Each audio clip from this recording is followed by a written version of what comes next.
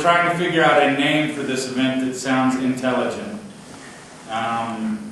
Any ideas there? I've been to some called blogger briefings. Okay, blogger briefings, David says. It's tough to have anything that sounds very intelligent when the word blog or blogger is in it. That is just such a crazy word. Okay, blogger briefing, I like that. Any other ideas? Okay, it sounds like blogger briefing it is. Alright, well this is just a way to try to present a bill. Typically we put bills online and people can go access that. We're pretty proud of the system we have, the digital system to invite citizens into the process. So if people aren't familiar with that, I'd encourage them to get on. That's on our state legislative website. And let's talk about one of the bills. This is my bill, SB 208, and it deals with how we're going to provide legal notice in the state. Currently, a lot of legal notices, we tell people that they have to publish in a newspaper. And then sometimes they also have to post it in 3 public places. And so what this bill will say is that notice has to be published on the state website. And this idea is when we tell people you have to provide legal notice, we want to make sure first off that that notice is good, that it is broad, that anyone and everyone can see it. Because that is the point of these legal notices, is to attract potential bidders, to tell the world that something is going on. And so I think that the best way to do this is to have a central repository and invite people to come see that and have it in searchable format, something that the whole world can go to. And then also we want to make sure that the cost is something that is affordable, that we're not charging citizens, that citizens aren't being charged too much for that. This idea, it actually came to me from a constituent down in St. George. She came to me and she said, look, I'm speaking against my financial interests on this, but my business is buying foreclosed properties. And a lot of these people are being pushed out of their home because of the cost of legal publication. She said toward the end, a family member comes through, some financing source comes through, and they maybe could save this home, but for the cost of legal notice that they've incurred, noticing that there's going to be a trustee sale on the property. And so she said, again, even though this is against my financial interest because I snatch up these properties, in this day and age it would be simple for the state to put together a website, charge a nominal fee, where you would have notice that actually is better because it would go out to far more people, it would be accessible by far more people. And so this bill, actually it's being drafted because it's large. We're looking at the code sections where we do require publication of legal notice, going through there and saying that legal notice shall be on this state website. We do have it in place for the legal notices. We're going to delay the effective date of this until July 1, 2009 to make sure that the website is ready to accommodate this additional information. Steve, this is Ben Joe, or Senator, I should say. Steve works fine. Thank you, Ben Joe. Go ahead. Is it similar to, for example, I know there's kind of a clearinghouse for public meeting notices, like for government and city council meetings? Is it going to be a similar kind of setup that's on the Utah.gov website?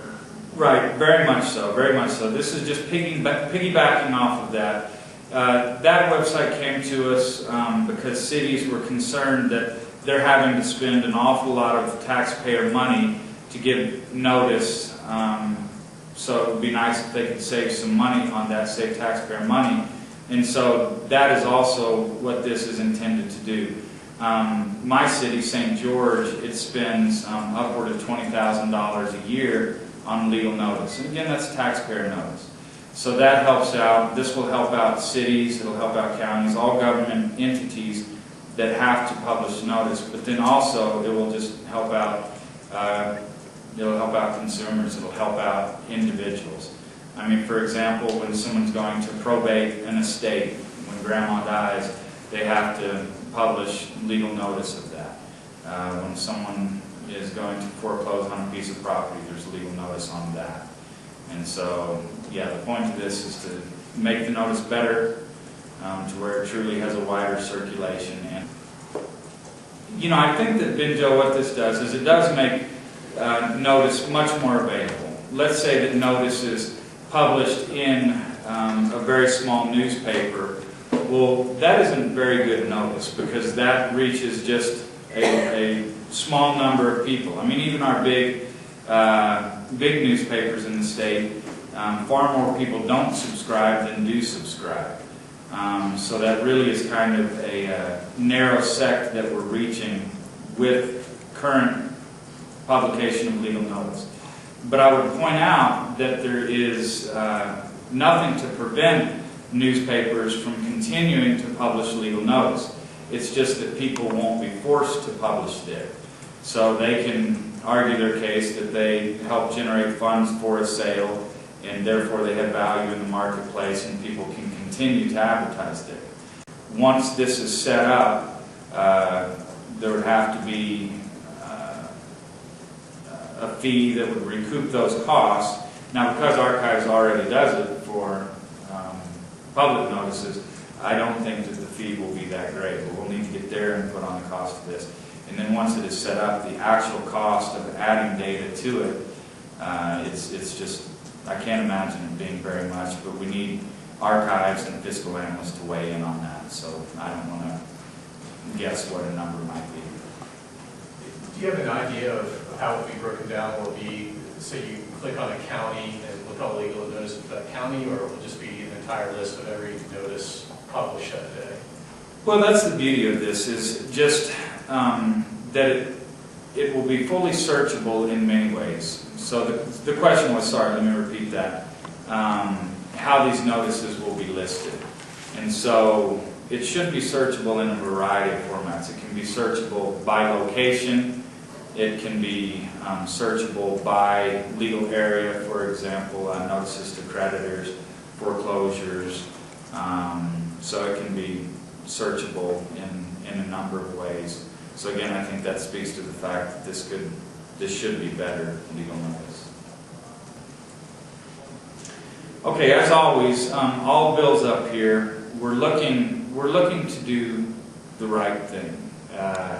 There is a perception out there that we're trying to be little dictators and just force our will on the public. And what we're trying to do is do what's best for our people. And so my guiding principles on this is that I want better notice. Let's make the point of notice again is to make sure that we have a big pool of people who know what's going on. That's what legal notice is all about. It's informing the world. So I want better notice and I want lower costs. Because right now our citizens are simply paying far too much for legal notice. It's not fair that we're saying you have to publish notice, but by the way, you're going to end up spending an awful lot of money on this. So let's have better notice with lower costs.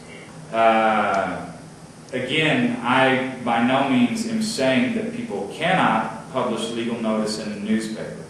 They can. If they think that will drive up a price, a potential market, then they're invited to do that. All this is saying is they're no longer forced to do that. So we're not saying that people can no longer use print media. We're just saying that we're freeing them, we're unlocking them. They're no longer a captive audience. They don't have to go to print media. Okay, we have something up on the Senate site, and I have something up on my blog, steveu.com. So if anyone thinks of any other questions or has concerns, ideas of how to improve this, or just generally why I'm stupid, then feel free to put those up. And it really does help the legislative process to have people involved. So this has been great fun. I appreciate everyone for participating. Thank you all.